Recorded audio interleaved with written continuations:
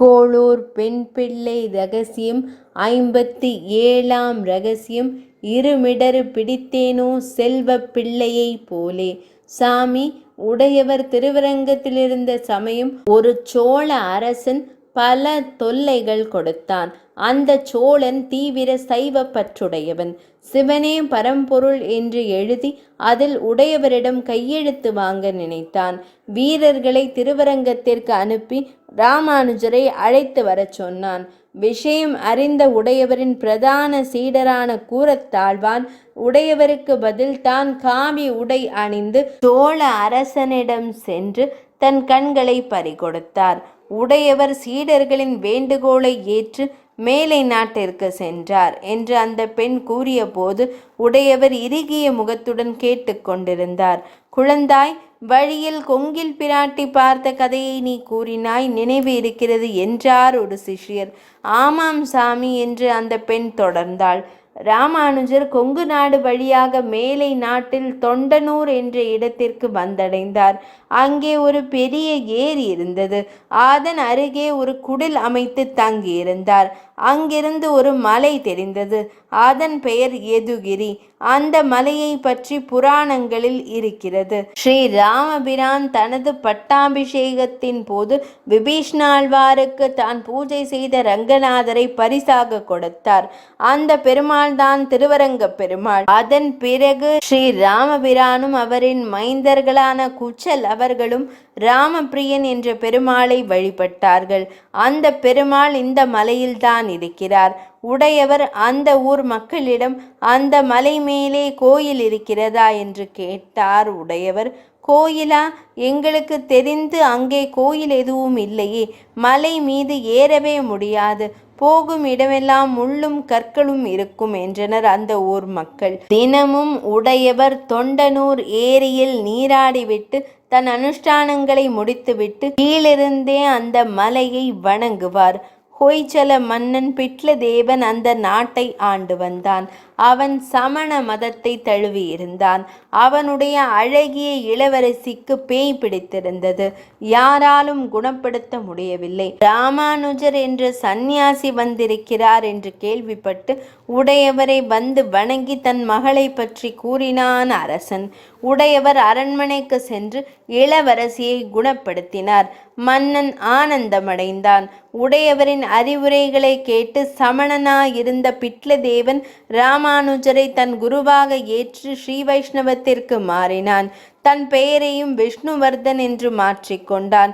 இந்த சமயம் உடையவருக்கு தன்னிடம் இருந்த திருமண் கட்டிகள் தீர்ந்துவிட்டது. எப்படி ஒரு திருமணமான பெண்ணிற்கு தாலி கொடி முக்கியமோ அதுபோல ஸ்ரீ வைஷ்ணவருக்கு திருமண் முக்கியம். அது பெருமாள் அணிவித்த மாங்கல்யம். உடையவர் மிகுந்த கவலையுடன் என்ன செய்வது என்று தெரியாமல் இருந்த சமயம் அவருக்கு பெருமாள் கனவில் தோன்றி, எதுகிரி மலை மீது ஒரு புஷ்கரணி உள்ளது, அங்கே தோண்டினால் திருமண் கிடைக்கும் என்றார். உடையவர் மன்னர் விஷ்ணுவர்தனிடம் உதவி கோரினார். அவனும் தன் படை வீரர்களும் மலை மீது இருந்த செடி கொடிகளை சுத்தம் செய்து வழி அமைத்து தானும் உடையவருடன் மலை மீது ஏறினான். மலை மீது ஏறிய பிறகு துளசி செடிகள் காடு போல வளர்ந்த ஓர் இடத்தை கண்டார். அங்கே தோண்டிய போது வெள்ளை சங்கு போல திருமண் குபுகுபு என்று வந்தது. உடையவர் ஆனந்தமடைந்தார். அப்போது ஓர் அதிசயம் நடந்தது. திருமண் கிடைத்த இடத்தில் ஒரு விக்கிரகம் தென்பட்டது. உடனே தோண்டுவதை நிறுத்திவிட்டு பாலால் அபிஷேகம் செய்தபோது விக்கிரகம் மீது படிந்திருந்த மண்ணெல்லாம் நீங்கி பெருமாள் காட்சி கொடுத்தார். உடையவருக்கு ஆனந்தம் பல மடங்கு பெருகியது. கண்டெடுத்த பெருமாளுக்கு திருநாராயணன் என்று பெயர் சூட்டினார். அப்போது ஒரு சிஷ்யர், குழந்தாய், நீயும் அருகில் இருந்தது போல் எவ்வளவு அருமையாக கூறுகிறாய். திருநாராயணன் என்ற பெயரை ராமானுஜர் ஏன் வைத்தார் தெரியுமா என்றார். தெரியலைங்களே சாமி என்றாள் அந்த சின்ன பெண். பெருமாள் மண்புற்றிலிருந்து காட்சி தந்த போது உடையவர் நம்மாழ்வார் பாசுரமான ஒரு நாயகமாய் என்ற பாசுரத்தை பாடினார். அதில் திருநாரணன் தாள் என்று வரும். அதனால் அந்த பெருமாளுக்கு திருநாராயணன் என்ற பெயர் வந்தது என்றார். மிகுந்த சந்தோஷம் சாமி, நீங்களும் கூட இருந்த மாதிரியே சொல்லுறீங்க என்றாள் அந்த சின்ன பெண். உடையவர் சிரித்து கொண்டு, பெண்ணே, கதையை மேலே சொல்லு என்றார். பெருமாளுக்கு பெயர் சூட்டிய பிறகு அரசன் அங்கே பெரிய கோயில் ஒன்றை கட்டினான். பெருமாளை அங்கே பிரதிஷ்டை செய்தார்கள். ஆனாலும் எல்லோருக்கும் உற்சவர் இல்லையே என்ற குறை இருந்தது. உடையவர் திருநாராயணனை வேண்டிக் கொண்டார். மீண்டும் கனவில் பெருமாள் தோன்றி, வடக்கே தில்லி பாதுஷா மன்னர் அரண்மனையில் ராமபிரியன் இருக்கிறான் என்று கூறினார். உடையவர் சற்றும் தாமதிக்காமல் தில்லிக்கு புறப்பட்டார். ராமபிரியனை காண உள்ளம் துடித்ததால் எங்கும் நிற்காமல் ஓய்வெடுக்காமல் வேகமாக தில்லி சென்றடைந்து தாமதிக்காமல் அரண்மனைக்கு சென்றார். தில்லி சுல்தான் உடையவரை வணங்கி, உங்களை பார்த்தால் சந்நியாசி போல் இருக்கிறது. உங்களுக்கு எதுவும் தேவைப்படாதே. அப்படி இருக்க என்னிடம் என்ன வேண்டும் என்றான். எங்கள் பிள்ளை ராமபிரியன் உங்களிடம் இருக்கிறான். அவனை எனக்கு கொடுக்க வேண்டும் என்றார். தில்லி அரசனுக்கு ஒன்றும் புரியவில்லை. உங்கள் பிள்ளையா என்று குழப்பத்துடன் கேட்டான். எங்களிடமிருந்த உற்சவர் ராமபிரியன் உங்கள் அரண்மனையில் இருக்கிறார் என்று விளக்கினார் உடையவர். சுல்தான், சந்நியாசியே, நாங்கள் பல கோயில்களில் பல விக்கிரகங்களை கொண்டு வந்தோம். அவை எங்கள் ஒரு கிடங்கில் இருக்கிறது.